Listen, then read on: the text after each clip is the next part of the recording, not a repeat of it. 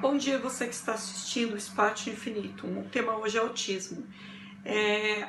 Hoje vocês vão assistir uma formação sobre autismo que aconteceu numa escola no interior do estado de São Paulo. A oradora dessa formação é a Jamile Farrá, ela tem 19 anos.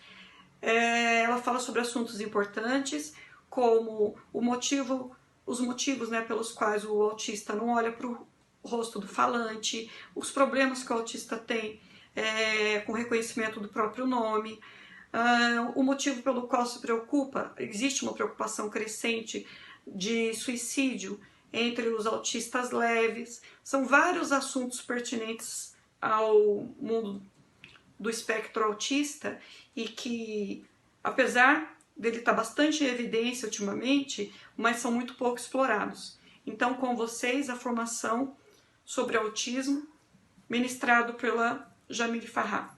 Espero que vocês gostem. Bom vídeo. Então, quer dizer que a criança, a pessoa, tem um super foco, que é algo que impede ela de pensar geralmente em outras coisas. Vai ficar muito parada no que ela está fazendo. Tem também a dificuldade de socializar, que faz com que ela procure o isolamento. Então, ela não querer falar com as pessoas. E as pessoas tentarem falar com ela pode deixar essa pessoa muito irritada.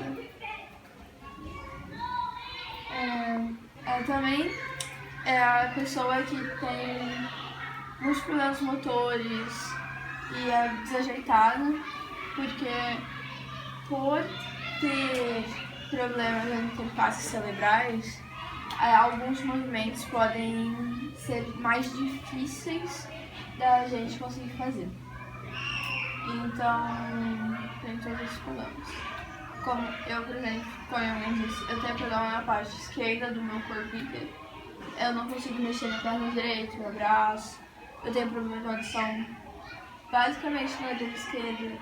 Tenho problema de visão só no olho esquerdo. A dificuldade de comunicação verbal, que foi também minha mãe falou, né? E que é a dificuldade de conseguir fazer uma frase semanticamente correta, às vezes. Porque como para você falar, você conseguir pensar o que eu tô falando, por que eu tô falando isso, o que é que isso traz para as outras pessoas, esse tipo de coisa, fica fazer uma frase mais difícil, porque eu tenho que saber que o que eu falei vai ser entendido e ele vai ser entendido com o que eu falei. Como eu vou falar uma coisa, a pessoa não vai entender outra, ela vai entender o que eu disse. Os padrões mecânicos da fala, que é como ficar repetindo uma mesma palavra. Tipo, tá falando com você e vai começar a repetir. Como quando eu era mais nova, eu falava muito, assim que eu terminava uma frase, eu falava, não é. Tipo, eu falo qualquer coisa. Então, a gente vai sair hoje, não é? E fazer esse tipo de coisa. Então, são os cálculos matemáticos complexos, que a matemática é uma coisa, como minha mãe disse, muito mecânica. Então é fácil entender a matemática quando você pensa no jeito que ela é. Porque eu sei que para muitas pessoas matemática é difícil. Mas se você pensar nele mecanicamente, é muito fácil. Melhor, vamos ver. Se você for pensar na matemática, sempre tem uma maneira de fazer a conta. Você tem que lembrar, é o básico. Se você sabe o básico, você consegue fazer tudo. Sempre tem uma regra, né? Sempre tem uma regra. Como regra de 3. Eu nunca aprendi regra de 3 porque não precisa fazer regra de 3 para saber a resultado.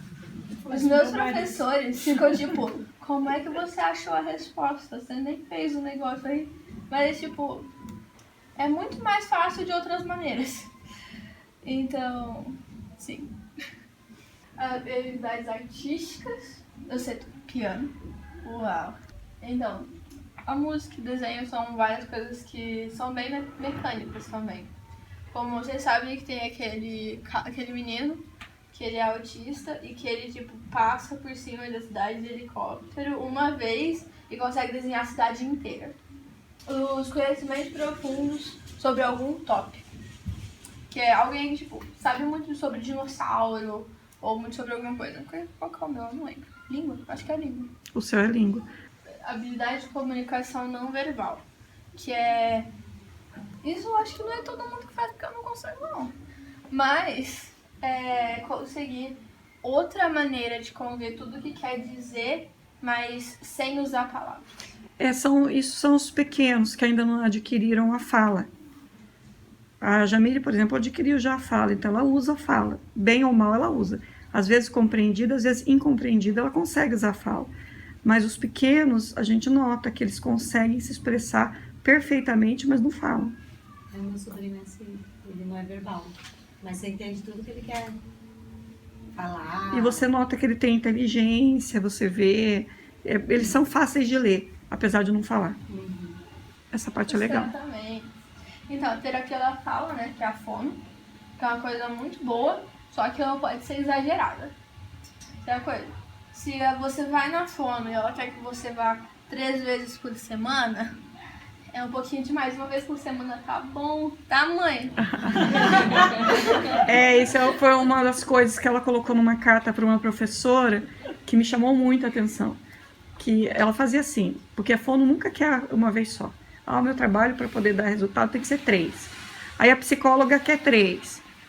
A TO quer 3 também. E aí quando você vê, a semana já foi. E aí o que aconteceu? Eu não tive infância, eu nunca brincava, eu nunca tinha tempo pra fazer nada. Eu ia pra escola, eu ia pra escola, saía da escola, ia pro médico, né, fiz terapia. Daí eu chegava em casa, ia dormir, acordava no outro dia, escola, terapia, cama, e era um ciclo sem fim.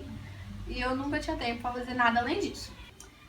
A terapia ocupacional, que é a Então, TO, né? a do jogo. Que a gente joga joguinhos e coisas assim. Ela desenvolve a fala e a habilidade de não só de conversar com o outro, mas de esperar a vez, perder também. Ela trabalha a frustração e tudo nos jogos. Até hoje tem dificuldade com perda? Sempre. Quando eu fiz a minha pós, a professora, ela falou que quando a gente fosse trabalhar com autista, que a gente tinha que fazer as atividades assim, para que provavelmente eles conseguissem acertar. Não necessariamente mais fácil, mas que eles conseguissem chegar no acerto com mais facilidade, para eles não ter essa frustração da perda. Não. Ela falava isso. Não, essa pessoa está enganada. Mas não tem essa frustração do erro, da perda? Tem, mas é bom. Mas é bom, você tem que ter esse negócio. Porque imagina, se na sua vida inteira tudo foi entregado de mão beijada pra você. Daí vai ficar mais difícil pro futuro. A gente tem muita dificuldade de lidar com a frustração deles. Mas a gente tem que entender que eles são pessoas. Eles têm que passar pela frustração. É por isso que às vezes quando a Jamile está explodindo ou alguma coisa, eu deixo o pessoal. Ele fala, nossa, você não vai fazer nada. Eu falo, não. Estou deixando ela lidar com a frustração dela. Ela quer, ela não vai ter. Ela vai se jogar no chão, bater a cabeça na parede, chutar uma porta. E não vai ter. E ela só vai conseguir aprender, ele só vai conseguir aprender a lidar com a frustração se ele passar por ela. Você entrega uma folha, a criança pega, amassa a folha inteira, pica e joga no lixo, ela vai ficar sem a folha. E é bem complicado, porque a gente é muito impelido a fazer as coisas para acalmar a criança. E eu sou muito contra acalmar a criança. Eu sou a favor de trabalhar a frustração. A Jamile, eu brinco que a pior de todas as mães ela teve. Primeiro que demorou 7 anos para descobrir que ela era autista, né? E apesar que 20 anos atrás, o pessoal nem sabia o que era isso.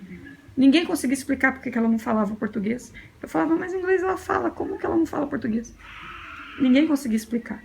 Hoje em dia a gente já sabe por quê. Porque o inglês é mecânico, o português não é. Eles têm mais dificuldade, eles demoram mais para falar. Os idiomas latinos, os idiomas saxões, eles não demoram.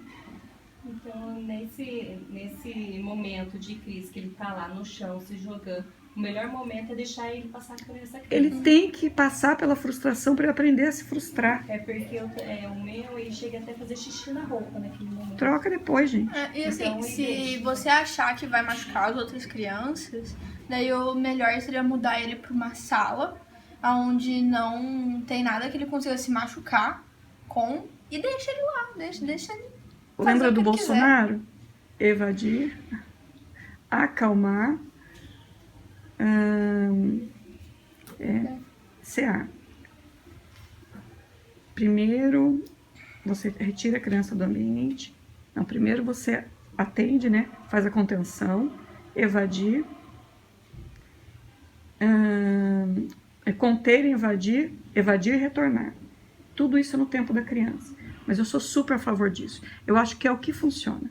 O que faz com que a criança aprenda a lidar com a frustração é ser frustrada. Eles não vão ter habilidades? Não vão. Vão passar por momentos bem difíceis? Vão. Mas eles vão aprender bem mais devagar que os outros. Porque se eles soubessem, eles nem estouravam. O que define a educação especial é dificuldade com a frustração. E o que define uma educação especial que não dá certo é fazer tudo para a criança não frustrar. É a bomba relógio que vai explodir bem feio um dia.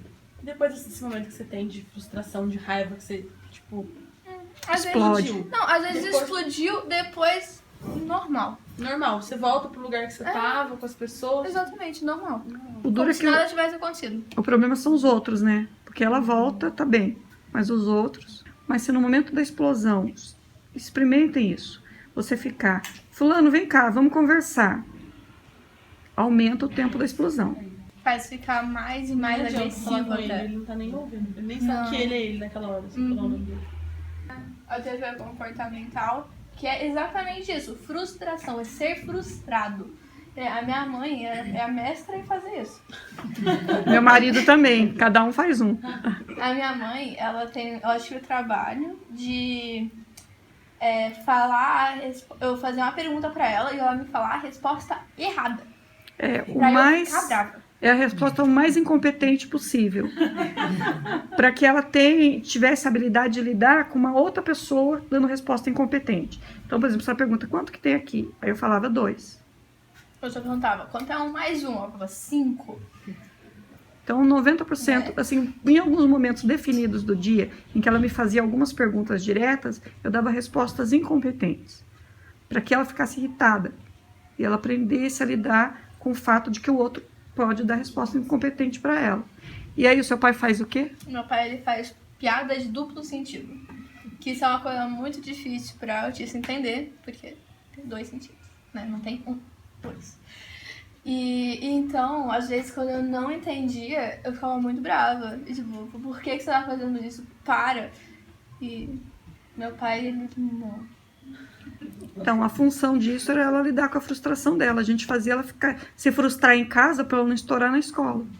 Ser assistido pela educação especial, que é passar nas salas, conversar com as professoras, fazer a observação da criança e fazer alguns atendimentos pontuais na sala também, né, no caso da educação infantil, que é realizar algumas atividades dentro da sala, que tem a criança inclusa, que ela alcance e que as outras crianças possam participar junto com ela. Ah, ela alcança, mas ela não faz. Ela tem o direito de não fazer, ela tem o direito de não fazer. Qualquer um ali tem. Porque eu não sou professora da sala. Ah, mas o professor, há uma pergunta que todo mundo faz. E na hora que eu estou dando atividade, o aluno incluso pode ficar dando uma voltinha pela sala e nem aí com nada? Não, ele não pode. O ideal é você conter ele para ele participar nem que minimamente do local. É claro que se você está vendo que está aumentando a irritabilidade dele, você vai tomar outras atitudes que com certeza vocês já tomam com excelência. Mas pelo menos um tempo ele tem que participar. Quer dizer que às vezes usa-se desculpa. Ele não quer. Às vezes é porque ele não quer, não é por causa do autismo. Eu entendo assim. Mas é porque ele não fica mesmo, nem adianta tentar. As pessoas não se esforçam pra deixar ele participar. Eu sou da frustração, gente. Mas, eu acho que frustrar amadurece. Se você viu que ele tem como, faz ele tentar, sabe? Tipo, se ele sabe o que é pra fazer, ele vai tentar. E por isso que também a gente falou também com as outras moças que, assim, a criança autista, você presta atenção, você ajuda, você faz esse tipo de coisa, mas se você sabe que ela consegue, tenta. A menos que você acha que é impossível ela conseguir.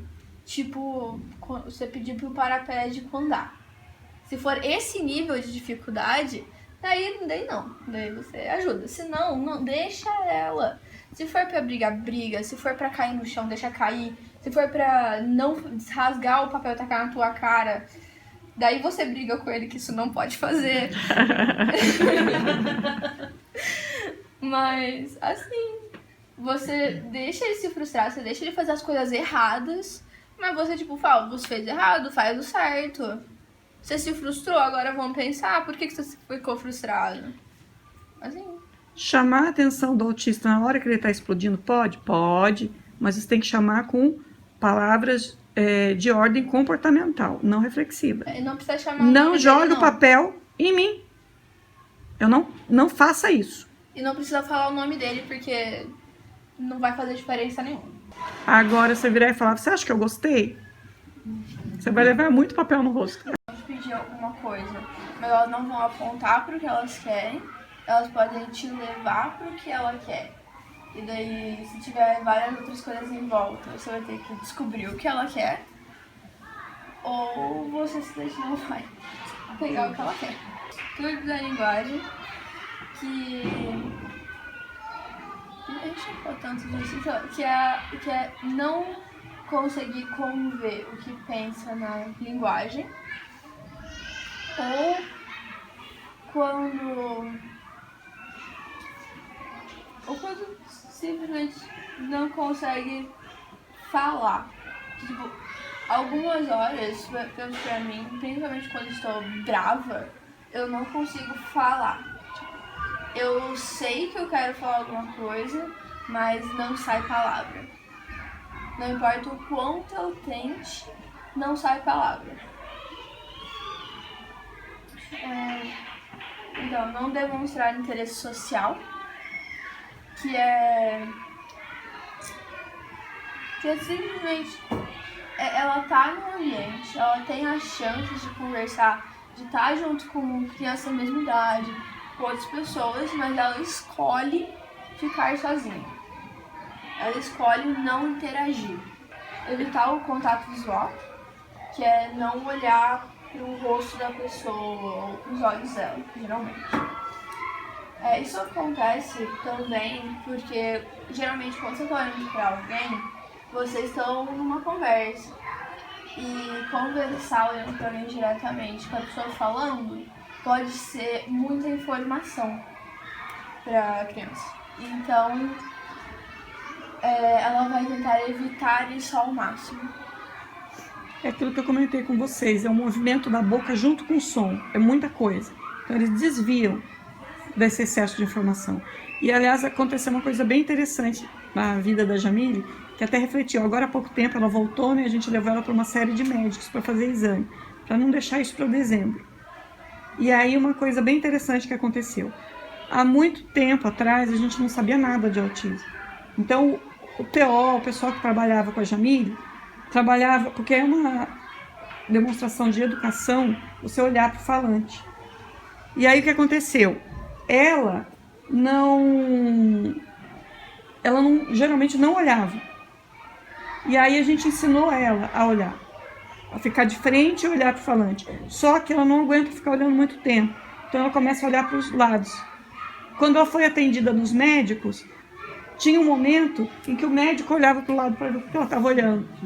Porque a gente não está acostumado a falar com uma pessoa que está na nossa frente olhando para cá. Ó.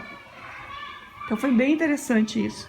Quer dizer, mesmo que você tente consertar as características dele, não vai ficar perfeito. Então, também é a criança que não vai ou querer ou gostar de brincar de faz de conta, ou simplesmente não vai brincar.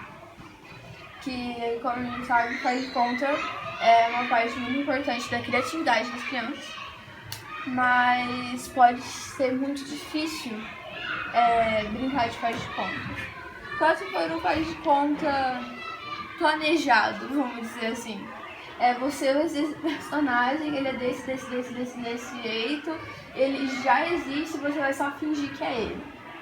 Assim é mais fácil. do que ele ter que inventar um personagem pra si. Fixação de objeto. Isso é uma coisa muito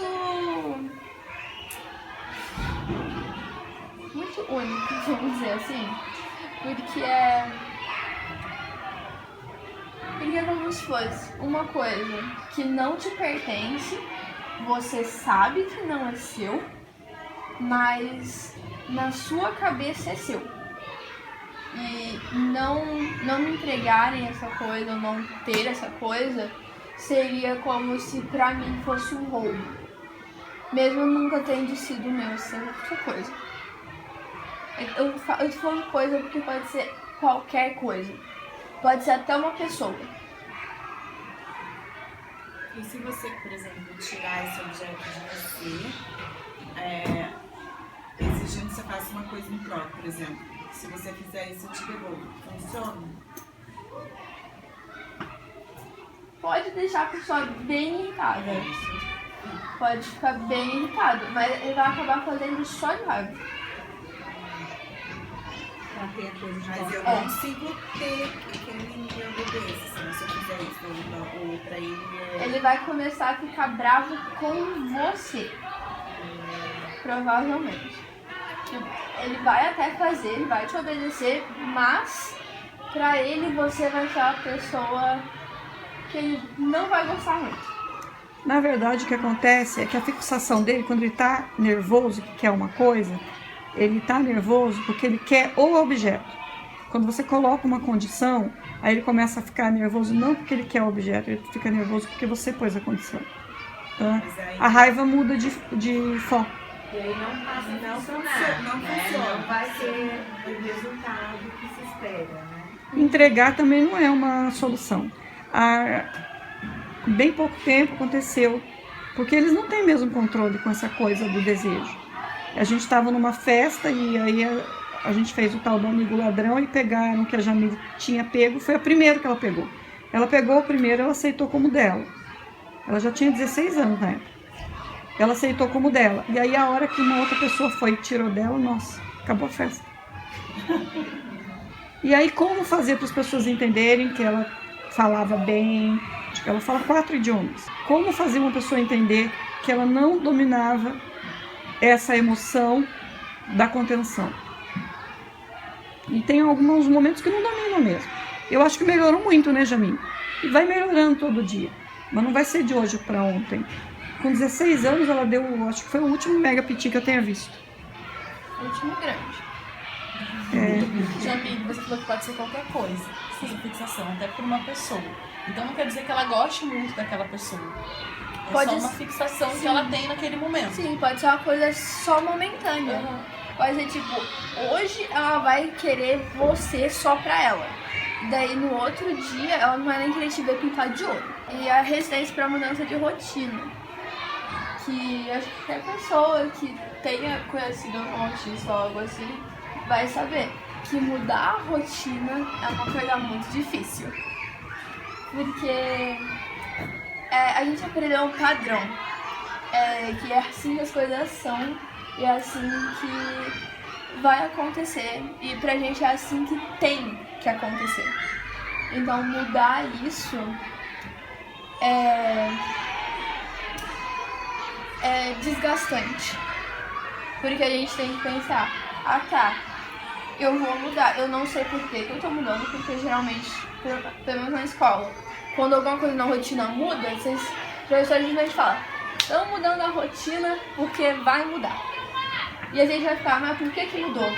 Por que não era como era antes? Mas antes estava bom, a gente já acostumou com como era antes. Antes é o que deve ser. Então fica difícil entender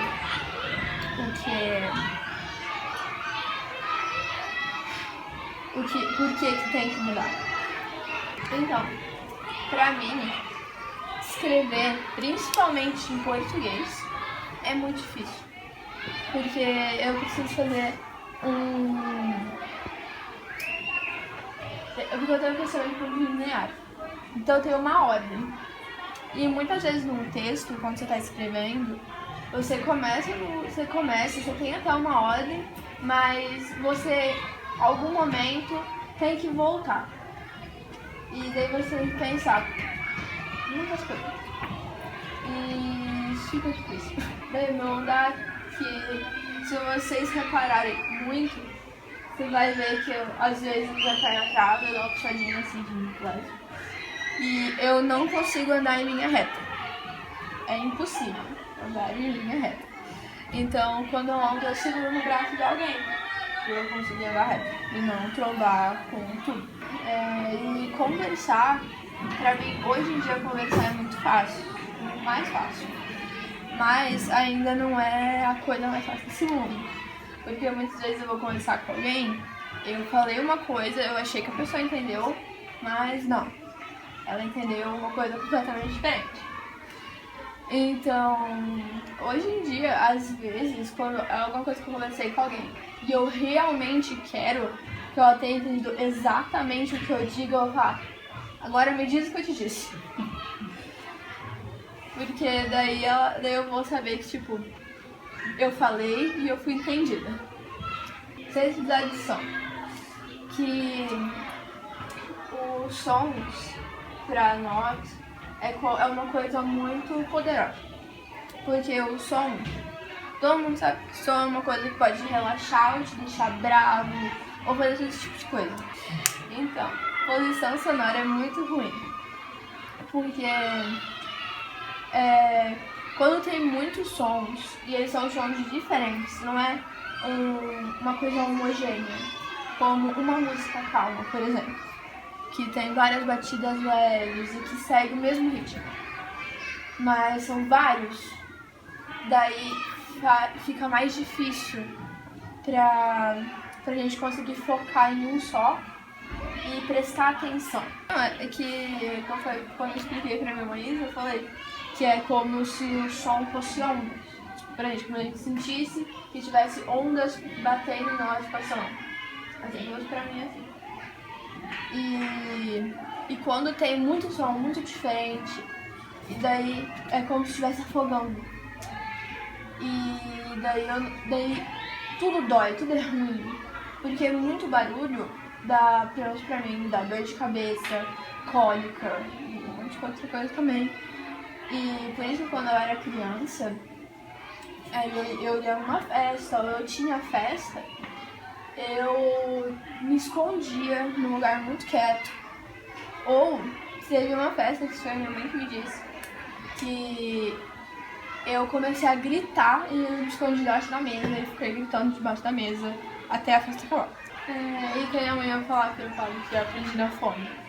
Que foi, assim, hoje em dia, eu tô na faculdade, né? Eu vou pra festa, esse tipo de coisa, da faculdade. Então, nas festas eu aprendi, tipo, quando eu vou conversar com alguém, eu aprendi na minha cabeça, diminuir o som da música em volta. Ou quando eu vou dançar, diminuir o som das vozes e prestar atenção na música. Fazer esse tipo de coisa. Mas realmente dá uma fome. Eu não até aprendi isso sozinha. Os ataques de raiva, que podem ser ligados por qualquer coisa. Porque o ataque de raiva também é uma descarga neural. Então, às vezes, o cérebro enche. E daí você pode estar fazendo, você pode estar sentado na sua mesa. E ele explodir, ele vai ficar bravo. Você pode não ter feito nada. Que é a raiva de graça. Às vezes, que as pessoas chamam.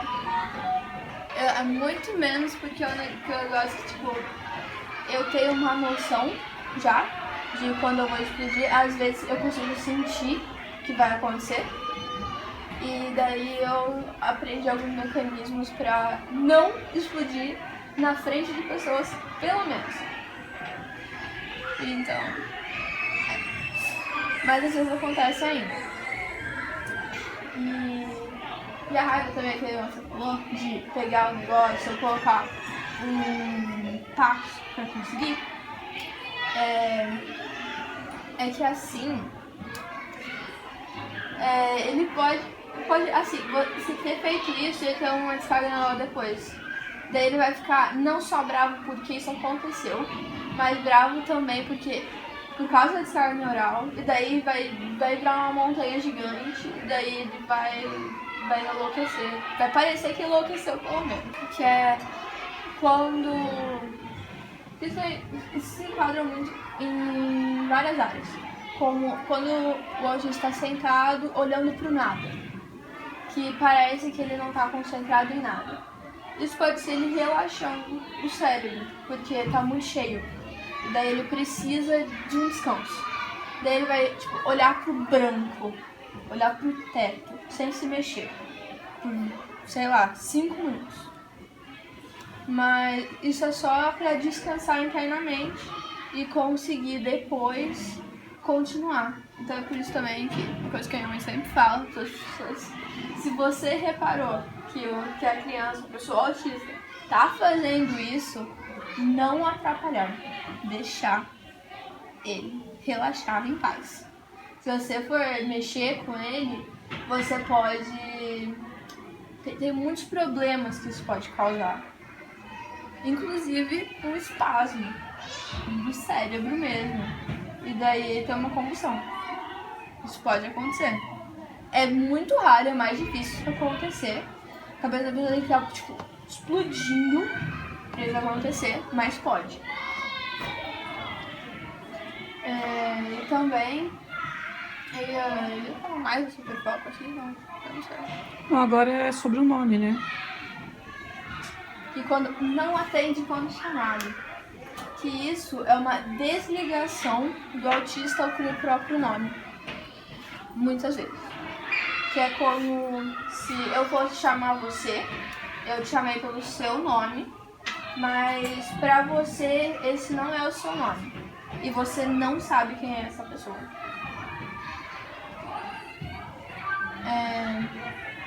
Porque o nome é uma coisa muito pessoal nossa. É uma coisa que mesmo que nossos pais tenham nos dado, é uma coisa que a gente entendeu, é meu. Isso é meu, me pertence, faz parte de mim esse nome.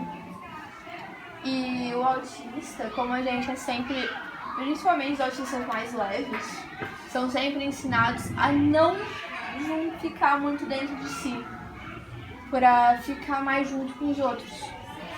E por isso, às vezes, a gente acaba não internalizando o próprio nome. Como eu nunca internalizei o meu nome, por exemplo. Eu sei que meu nome é Jamile, eu atendo quando me chamam Jamile, mas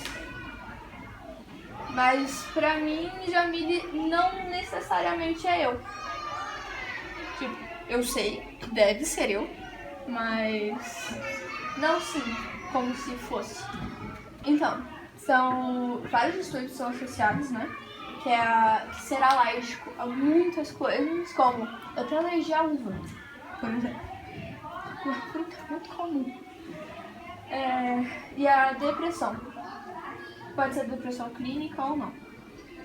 E a depressão acontece com autistas principalmente, porque todo autista vai ter depressão. Não interessa o quê. Porque como a gente, como nosso cérebro impede a socialização várias vezes, faz com que a gente fique solitário.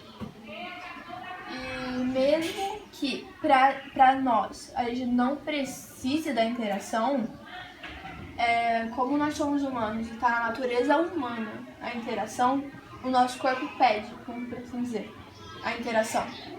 Então não interar, mesmo que seja difícil para nós, é importante, porque senão a depressão é muito mais incidente. Então, na outra escola, que eu depois também, me perguntaram se por causa da depressão também era uma causa de muita morte dos autistas, de suicídio. E sim, é uma das maiores taxas de morte em autista, é o suicídio por causa da depressão. Daí, epilepsia clínica, que isso é a superalergia. Da hiperatividade, que é ou não conseguir ficar parado, ou simplesmente ficar batendo assim, esse tipo de coisa. O transtorno obsessivo compulsivo, que nem todo mundo tem, mas é bem variado. E assim, por exemplo, eu não consigo comer coisas que não for em número par.